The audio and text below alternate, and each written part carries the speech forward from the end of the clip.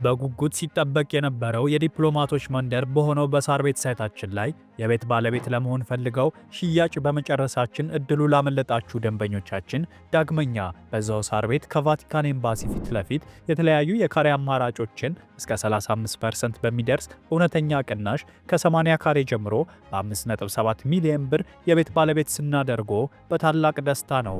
በተጨማሪም ቤተ መንግስት አቅራቢያ ያደረገውና የብዙሃኖች ትዝታ በያዘው በአቧሬ አዲሱ ሳይታችን ላይ ከባለ አንድ መኝታ ጀምሮ የመኖሪያ ቤቶችንና የንግድ ሱቆችን ደግሞ ከፈለጉ በኢንዱስትሪ መንደር በሆነው በገላን ባወጣረው ትልቅ የገበያ ማዕከላችን ላይ በጠቅላላ ዋጋ ከ2.6 ሚሊዮን ብር ጀምሮ የሱቅ ባለቤት ይሁኑ። ያለን ቦታ ውስን በመሆኑ እንዳያመልጦ። ለበለጠ መረጃና ለሳይት ጉብኝት ከታች በምናስቀምጠው ስልክ ይደውሉ።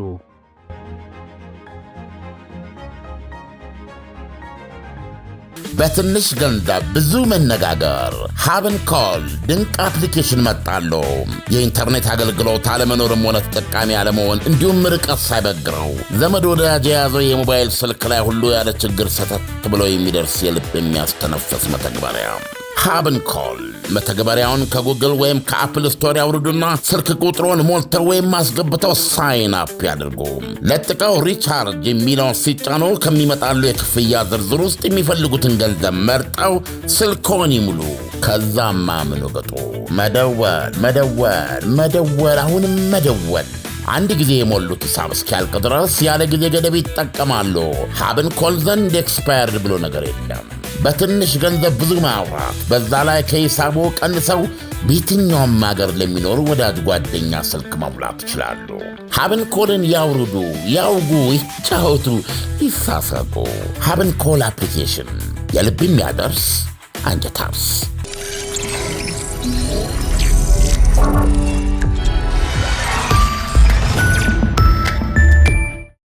ይህ አዋዜ ሰበር ነው። አሜሪካ ላለፉት 2 ሳምንታት ከካሪቢያን ባህር እያባረረች ፓሲፊክ ውቅያኖስ ውስጥ እያደነቻት የምትገኘው የጃጀችና የዛገች ግዙፍ የነዳጅ መርከብ ድንገት በጎኗ በኩል የራሽያ ሰንደቅ ዓላማ ተስሎ መገኘቱ ተገለጸ። ስለ ጉዳዩ የሚያውቅ የአሜሪካ ባለሥልጣን ለሲኤንኤን እንደነገረው የአሜሪካ ባለሥልጣኖች መርከቧ ጎኗ ላይ ያሳለችው የራሽያ ባንዲራ የሞስኮን ጥበቃ ለማግኘት ስትል ያደረገችው ሙከራ ነው። ባለሥልጣኖቹ እንደሚሉት የመርከቧ ጎን ላይ የሚታየው የራሽያ ባንዲራ በመርከቧ ሠራተኞች በተዝረከረከ መልኩ የተሳለ ነው። መርከቧ በካሪቢያን ባህር ወደ ቬንዙዌላ የውሃ ጠረፍ በማቅናት ላይ ሳለች የአሜሪካ የጠረፍ ጠባቂዎች በቁጥጥር ስር ለመዋል ሊሳፈሯት ሲሉም ትንቀሳቀስበት የነበረው የጋያና ሰንደቅ ዓላማ ነበር። ሲኤንኤን እንደገለጸው መርከቧ ኢኩሊስ በሚባለው የመርከብ እንቅስቃሴዎች ባሕረ መዝገብ ላይ ያላት ምዝገባ ያልታወቀች የሚል ነው። መርከቧ ንብረትነቷ የራሽያ እንደሆነ ለማሳየት ጎኗ ላይ አቅልማ የተገኘችው ሰንደቅ ዓላማ እሷን በቁጥጥር ስር የመዋሉን ሕጋዊነት ጥያቄ የተወሳሰበ እንደሚያደርገው ታውቋል። የአሜሪካ የውሃ ጠረፍ ጠባቂዎች በ800 ሜትር ርቀት ላይ እያሳደዷት የሚገኙት ቤላ አንድ ከዚህ በኋላ ነዳጅ ለመጫን ወደ ቬንዙዌላ እንደምትመለስ የማይጠበቅ በመሆኑ የፕሬዝደንት ትራምፕ አስተዳደር መርከቧን ለመያዝ በማድረግ ላይ ያለውን ማሳደድ ለማቆም ሊወስን ይችላል ይላሉ የአሜሪካ ባለሥልጣኖች። ይሁንና ከዋይት ሃውስ የሚተላለፈው መልእክት በማንኛውም መንገድ ያዟት የሚል ከሆነ መርከቧን በቁጥጥር ስር ለመዋል የሚያስፈልጉ አስፈላጊ ነገሮች ሁሉ ተሟልተዋል ተብለዋል።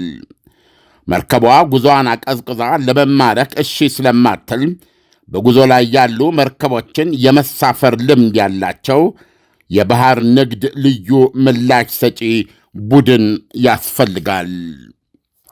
ቤላ አንድ ከሷ በፊት ለአሜሪካ የጠረፍ ጠባቂዎች ትዕዛዝ ተገዝተው ራሳቸውን እንዳስረከቡ 2 መርከቦች ሁሉም ቤላ አንድ ከሷ በፊት ለአሜሪካ የጠረፍ ጠባቂዎች ትዕዛዝ ተገዝተው ራሳቸውን እንዳስረከቡ 2 መርከቦች ሁሉም ሠራተኞቿ ተመሳሳይ እርምጃ ያልወሰዱበት ምክንያት ምን ሊሆን እንደሚችል ባለሥልጣኖች አያውቁም።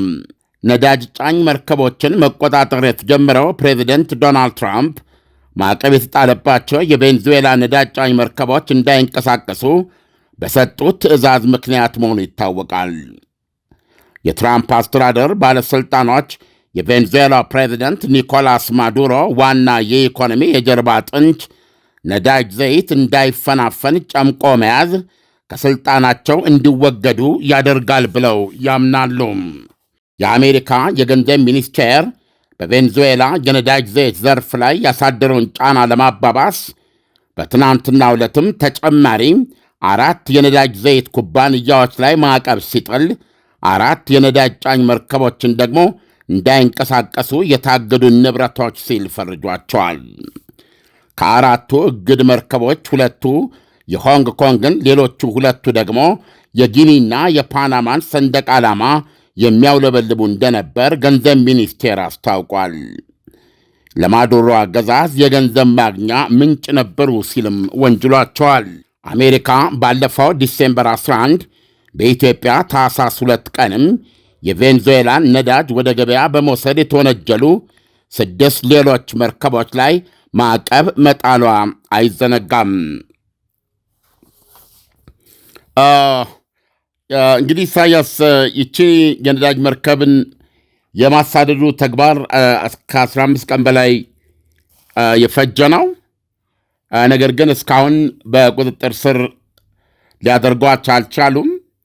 የአሜሪካ ኮስት ጋርድ ነው የሚሏቸው የጠረፍ ጠባቂዎች በ800 ሜትር ርቀት ነው እየተከተሏት ያሉት አትላንቲክ ውቅያኖስ ውስጥ እና አሁን እነሱ እንደሚሉት ከዋይት ሃውስ ትዕዛዙ ከደረሳቸው መርከቧን በቁጥጥር ስር ለማድረግ የሚያስችላቸው ሁኔታ ላይ እንደሚገኙ ነው። ነገር ግን ለመርከቧን በሚያጤኑበት ጊዜ በጎን በኩል የራሽያን ሰንደቅ ዓላማ አስቀምጣለች፣ በስዕል ማለት ነው። ስለዚህ ይሄ ደግሞ መርከቧ የራሽያ ናት ማለት ነው። የአሜሪካ ባለሥልጣኖች ስማቸው አልተጠቀሰም። እነሱ እንደተረዱት ግን ሲጀመር አውሮፕላኗ ማነው መርከቧ ጎን ላይ የተሳለው ባንዲራ እየተዝረከረከ በቀለም የተረጨበትና ፕሮፌሽናል ያልሆነ እና ራሳቸው የመርከቧ ሰራተኞች ያላቸው የማምለጫ መንገድ ይሄ ሆኖ ስላገኙት ያደረጉት ነው የሚል እምነት ነው ያላቸው እንጂ መጀመሪያ በካሪቢያን ባህር ወደ ቬንዙዌላ ዳርቻ ለመቅረብ እየበጣች በነበረችበት ጊዜ ከመሃል ነው ከጉዞ ላይ እንትን ያሏት የሌላ ሀገር ባንዲራ ነበር የምታውለበልበው እና ያም የምታውለበልበው ባንዲራ ቫሊድ አልነበረ። ምክንያቱም ቅድም ባልኩ የመርከቦችን እንቅስቃሴ በሚከትበው ወይም ደግሞ ባህረ መዝገብ ቅድም ስሙን ጠቅሼዋለሁ እሱ ላይ የተጠቀሰ ባለቤትነት የላትም ያልታወቀች የሚል ነው። ስለዚህም በወቅቱ ታውለበልብ የነበረው ባንዲራም እንደዚሁ ዋጋ ቢስ ነበር ማለት ነው። አሁን ምንድን ያደረገችው በዚህ ሂደት ውስጥ 15 ቀን እንግዲህ አምልጣ አልነበረም።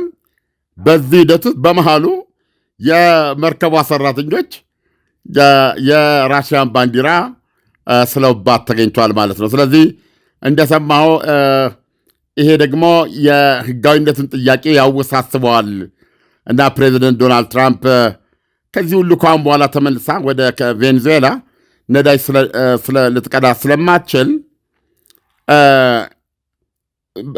ትሂድ በቃ ተዋት ብለው ውሳኔ ሊሰጡ እንደሚችሉ በሰፊው ይታመናል እና እንዲህም ተባለ እንዲያ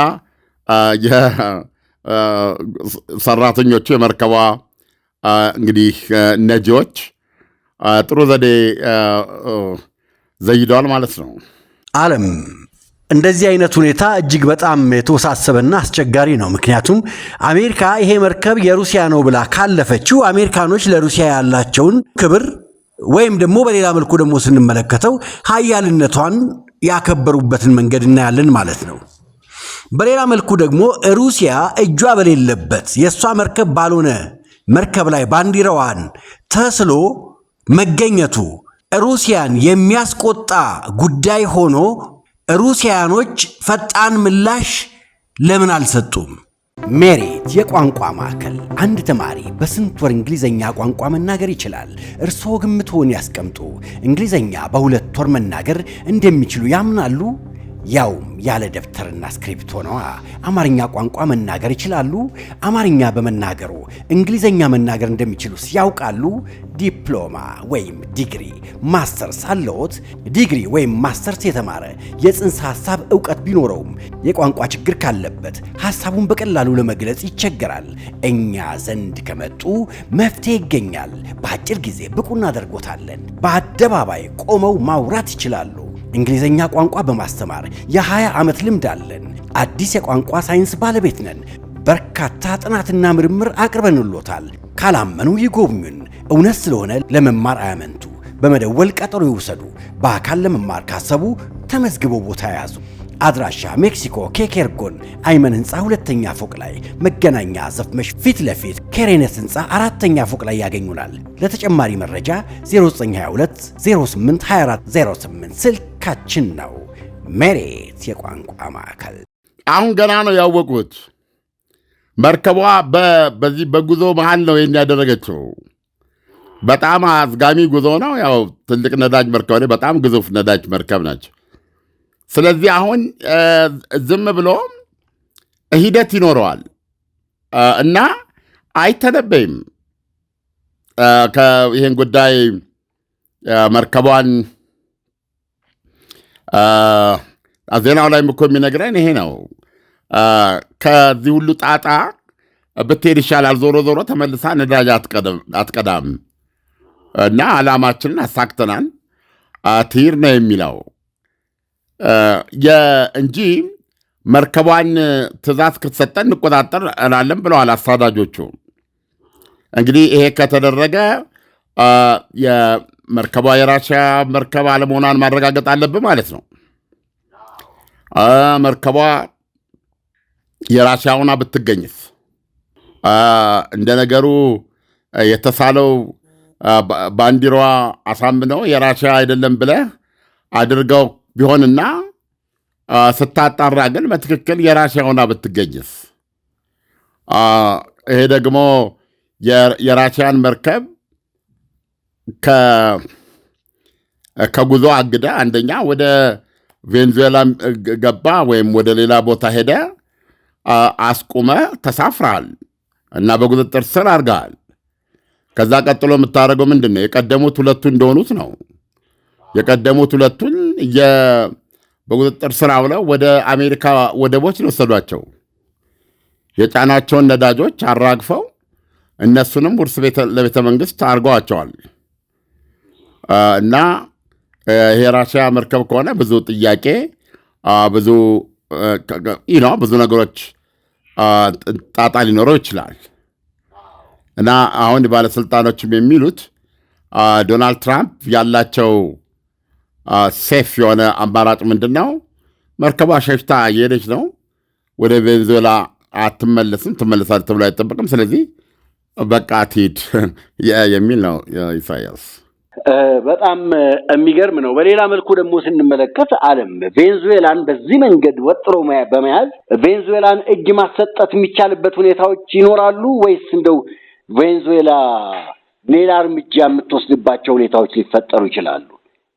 እስካሁን ባለው ሁኔታ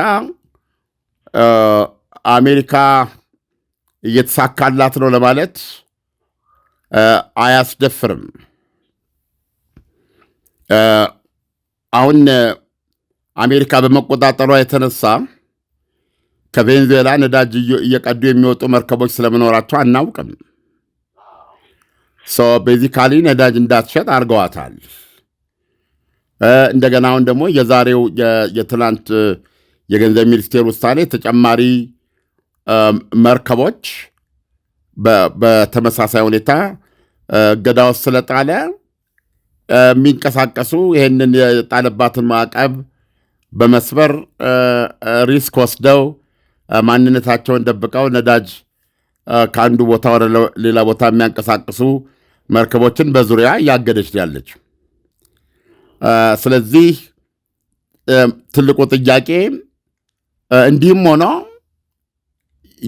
የማዱሮ መንግስት የሚገለበጠው እንዴት ነው? አሜሪካኖች ወይም የዶናልድ ትራምፕ አስተዳደር የማዱሮ መንግስት ከስልጣን ሊወርድ ይችላል ነው። በዚህ መንገድ አስቸጋሪ ነው። በምን ምክንያት ሊወርድ ይችላል? ወይስ ደግሞ ይወርዳል ቢባል እንኳ በምን ያህል ጊዜ? ስለዚህ ዶናልድ ትራምፕስ በዚህ መንገድ የሚፈልጉትን ውጤት ለማምጣት ለምን ያህል ጊዜ ይቀጥላሉ? በጣም ከፍተኛ አውሮፕላን ተሸካሚ ጨምሮ በርካታ የጦር መርከቦች ናቸው የተሰማሩት። ወደ 15,000 ጦር አለ። በማንኛውም ሰዓት ሊወረወር የተዘጋጀ የሲአይኤም ህቡ እንቅስቃሴም አለ። የኮቨርት ኦፕሬሽን የሚሉት ማለት ነው። አሁን እዛው ቬኔዙዌላ ወደቦች አካባቢ ድራግ የጫኑ አደንዛዥ የጫኑ ጀልባዎች ናቸው የተባሉት ላይ መሬት ላይ ጥቃት አድርሳለች አሜሪካ። እነዚህ ከፍተኛ ገንዘብ ነው፣ በነገራችን ላይ ትልቅ ሪሶርስ ነው እያንቀሳቀሰች ያለችው አሜሪካ። እና ይሄ መጠባበቁ ምን ያህል ጊዜ ዶናልድ ትራምፕ ሊጠብቁ ይችላሉ? አሁን እንግዲህ ማዱሮ ከስልጣን ይወርዳሉ ብላ ነው አሜሪካ የምትጠብቀው። እና እንደው በምን መንገድ ይወርዳሉ? ችግርና መከራው ለሀገሪቱ ወይም ለሕዝቡ ሊሆን ይችላል። ግን ማዱሮን በምን መንገድ በፍጥነት ከስልጣን እንዲወርዱ ሊያደርጋቸው ይችላል? እንደው ያደርጋቸዋል ቢባል እንኳ መቼ? እና ይሄ ጥያቄ ስላለ እንግዲህ የምናየው ነገር ነው። ይሄ በቂ ሆኖ የዓለም የዋይት ሃውስ አስተዳደር ያው ቬኔዙዌላ ውስጥ የመንግስት ግልበጣ ያደርጋል ማለት ነው። ይሄ ግን ጥበቃው ማነው ዶናልድ ትራምፕን ካዛላቸው የመጨረሻ አማራጫቸው ሊሆን የሚችለው ኮንስኩዌንሱ አንዳንዴ ላይተነበይ የሚችልበት ሁኔታ አለ። ወታደራዊ እርምጃ መውሰድ ሊኖርባቸው ይችላል። ያ ወታደራዊ እርምጃ ደግሞ ምን አይነት ኦፕሬሽን ይህን 15,000 ጦር በምን መልኩ ትጠቀምበታለህ? የጦር መርከቦቹ ከባህር ሊደበድቡ ይችላሉ። የጦር ጀቶቹ ከአየር ሊደበድቡ ይችላሉ። የተመረጡ ኢላማዎችን ያወድማሉ ማለት ነው። በሰውም ደረጃ የማዱሮ መንግስትን መግደል አለብን የሚል ውሳኔ ሊደርሱ ይችላሉ። እና ይሄ ሁሉ እንግዲህ የሀገሪቱ ሰራዊት ሚሊሻው ቁጥሩ ሚሊዮኖች ውስጥ ነው እዛ ሀገር የታጠቀው። ምንድን ነው የታቀደው? እና የመንግስት ግልበጣ ለማድረግ ለምሳሌ ከዚህ በፊት ፓናማ ውስጥ ተደርጎ ያው ጠቅሰነዋል። ግን የፓናማና የቬኔዙዌላ ሁኔታ ተመሳሳይ ነው ወይ? አሁን ፓናማ ምንድነው ፓናማ ላይ ያደረጉት የአሜሪካ ኮማንዶዎች ገቡ። በጣም የሚገርም ነው። ኦልሞስት ሀገሪቱ መቆጣጠር ቻሉ። ስለዚህ ሰውየው በዛው ሀገር የቫቲካን ኤምባሲ ውስጥ ለማምለጥ ሞከሩ። ከዛ አውጥተው በሄሊኮፕተር ጭኗቸው ነው የሄዱት። የቬኔዙዌላ ጦር ሰራዊት ብዛት በጣም ብዙ ነው። ኢሳያስ በዚህ ደረጃ የሰለጠነ ለመንግስት ይሞታል የሚል ሚሊሻ ኃይል ወደ ሚሊዮን ይጠጋል። በጣም ብዙ ነው። ስለዚህ እንዴት ነው የሚሆነው? ወታደራዊ ዘመቻ ቢካሄድ ምን አይነት ውጊያ ነው የምታደርገው? እና ያ በጣም ውሳኔ ይጠይቃል። እና እስካሁን በምናየው ሁኔታ ዶናልድ ትራምፕ ያን መንገድ ለመሄድ የፈለጉ አይመስልም አይደል? ያን መንገድ ለመሄድ የፈለጉ አይመስሉም። ሰውየውን ማዱሮን በማስጨነቅ ለምሳሌ የአየር እንቅስቃሴ የቬንዙዌላ የአየር ክልል ዝግ ነው። እንደገና ደግሞ ባህሯም ዝግ ነው። ወደ ባህር መውጣት አችልም። ስለዚህ በእነዚህ ሁኔታዎች አማካኝነት ደም ማፍሰስ የእጽ አዘዋዋሪ ናቸው የተባሉ 100 በላይ ሰዎች ገለዋል። ብዙ ጀልባዎችን መጥተዋል። ነገር ግን በአክቹዋል ውጊያ ማለት ጦሩ ለውጊያ ተሰማርቶ ወይ ከቬንዙዌላ ጦር ጋር የሚዋጋበት ሁኔታ ተፈጥሮ ገሎ የሚሞትበት ሁኔታ በጣም የተወሳሰበ ነገር ያመጣል። ስለዚህ ዶናልድ ትራምፕ እውነቱን ለመናገር በከበባ በወከባና በእገዳና እቀባ እና በማስፈራራት በእንደዚህ መንገዶች ያለ እጃቸው ብዙ ነገር ውስጥ ሳይገባ ከገቡ በኋላ ደግሞ ሊያሰምጣቸው የሚችል ነገር ሳይፈጠር በነዚህ በማስጨነቅና በማስፈራራት በከበባ በቀባ መንገድ ማዱሮ ብር ብለው እንዲሄዱ የፈለጉ ነው የሚመስለው። ምክንያቱም ይህንን ደግሞ አስቀምጠዋል። ከስልጣን መውረድ ኦፕሽን አይደለም ለማዱሮ አይደለም።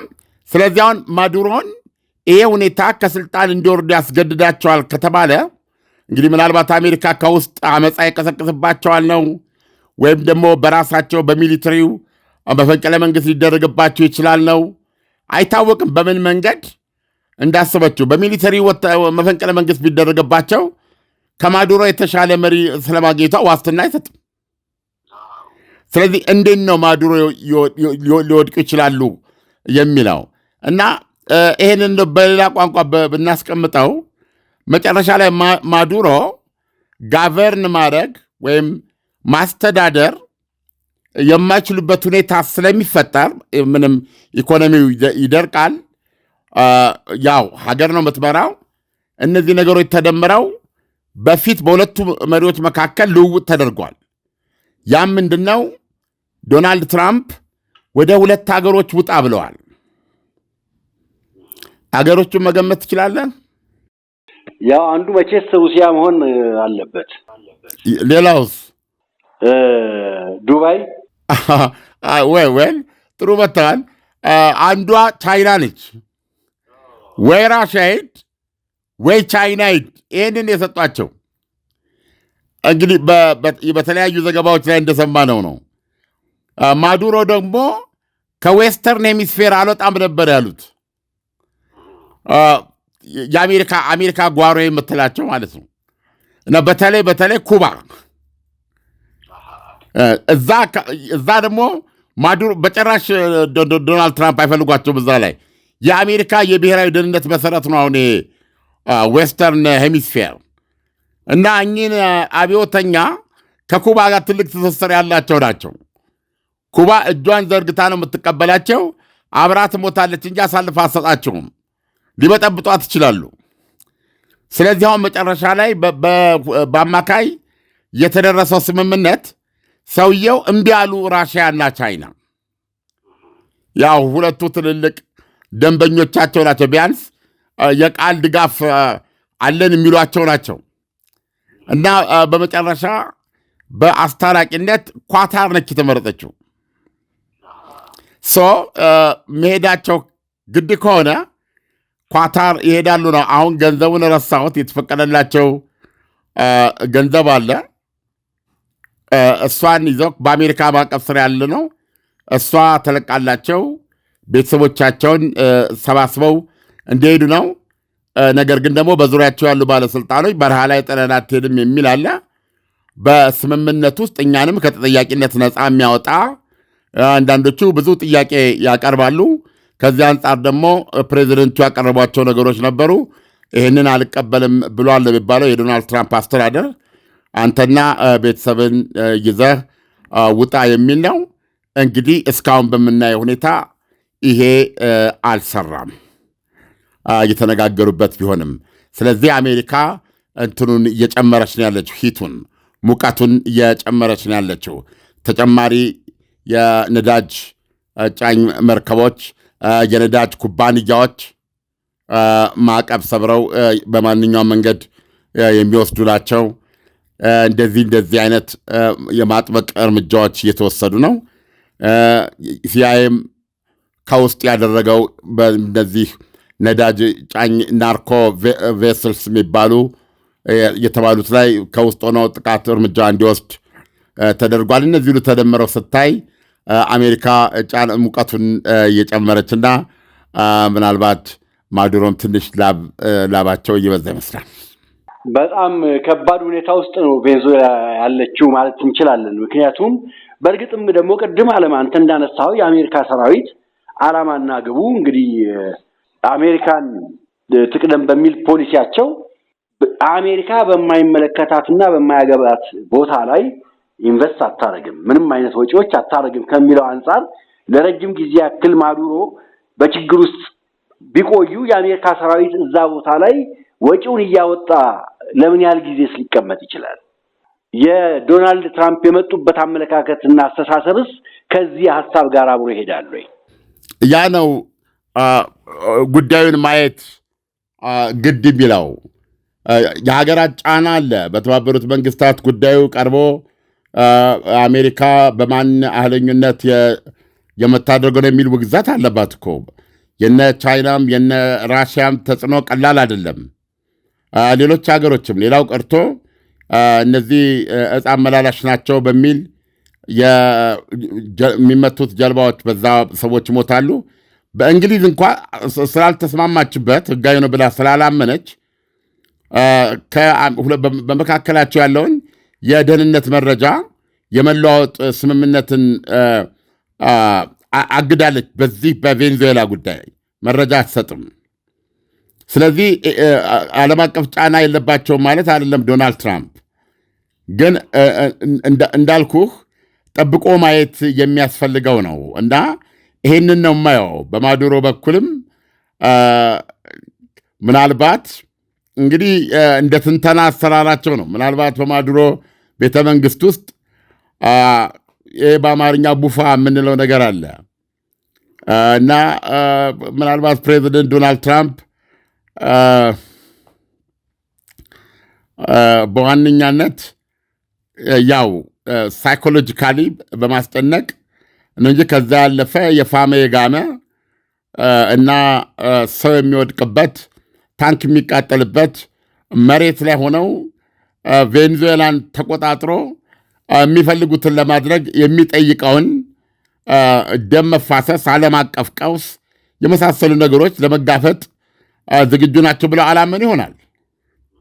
እንዲህ አይነት ሁኔታ ሲፈጠር ዝም ነው የምትለው። ገብተዋል። ስለዚህ እባብ ለባብ ይተያያል በካብ አይነት ነው። ግን አናቅም። አሁን ሪል ያለውን ሁኔታ ኢሳያስ ጠብቆ ማየት ብቻ ነው መፍትሄው። ልክ ነው። ዓለም ለትንታኔው ከወዲሁ አመሰግናለሁ። መልካም ምሽት ይሆነልን። መልካም ምሽት። ዳና የውስጥ እግር ማሳጅ የረኩበትንና ጥቅሙን በሚገባ ያጣጣሙበትን አገልግሎቱን በማስፋፋትና በማሳደግ እነሆ ሁለተኛ ቅርንጫፉን ከፈተ። ዳና በአዲሱ ቅርንጫፋችን ሙሉ የማሳጅ ስቲም፣ የሳውናና የሞሮኮ አገልግሎት መስጠት ጀምረናል። ለቤተሰብ ለጥንዶችና ለሙሽራዎች ከነሚዜዎቻቸው ዳና ማለፊያ ምርጫ ነው። ዳና ቁጥር 1 ብስራተ ገብርኤል አፍሪካ ህንፃ 3ኛ ፎቅ። አዲሱ ቅርንጫፋችን ቡልጋሪያ ማዞሪያ በግዙፉ ድሪም አፓርትመንት። ዳና ምርትና አገልግሎቷን በአዋዜ ላይ ያስተዋውቁ። ለጥራች እንታመናለን። በስልክ ቁጥሮቻችን ይደውሉልን። አዋዜ ዓለምነህ ዋሴ ዜና